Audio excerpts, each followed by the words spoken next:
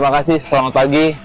Nama saya Doni Gustiawan. Saya sebagai ahli K3 pesawat angkatan angkut PT perusahaan K3 Vansa Abadi Sejahtera. Kebetulan hari ini kita akan melakukan riksa uji pesawat angkat angkut jenis scissor lift.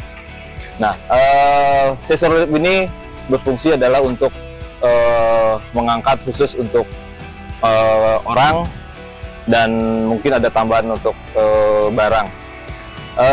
Scissor lift ini adalah masuk alat angkat-angkut yang sesuai dengan Permenaker tahun nomor 230 tahun 2020, nomor 8 tahun 2020, harus dilakukan pemeriksaan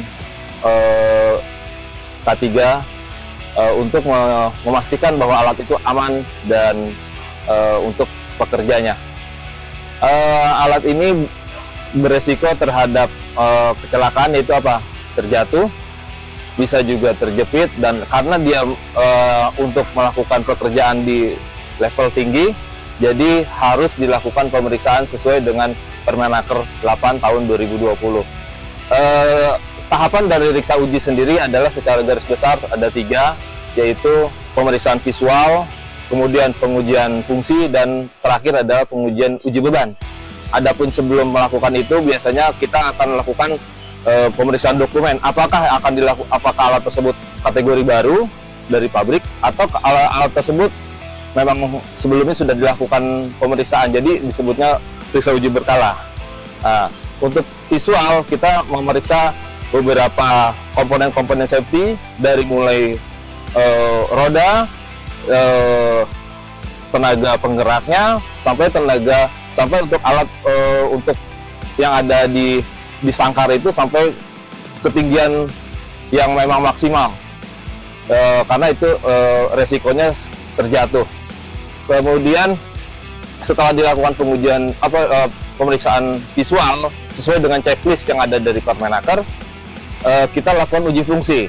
Uji fungsi kita lakukan adalah misalnya gerakan maju mundur, up down sampai maksimal dengan kosong, dan ada beberapa fungsi safety-nya kita lakukan, kita tes apakah berfungsi atau tidak.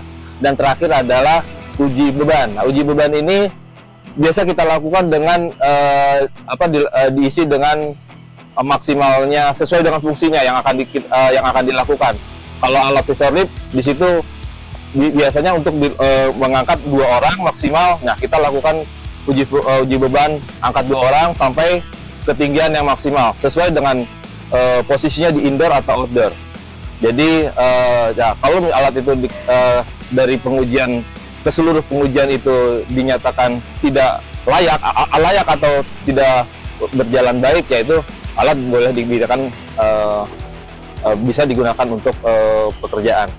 Hasil dari pemeriksaan kita berikan rekomendasi. Kalau memang ada temuan, kita kasihkan rekomendasi, dan hasil dari pemeriksaan kita nanti laporan teknisnya kita akan ajukan ke Disnaker terkait untuk mendapatkan surat keterangan bahwa alat ini memenuhi syarat K3 atau tidak.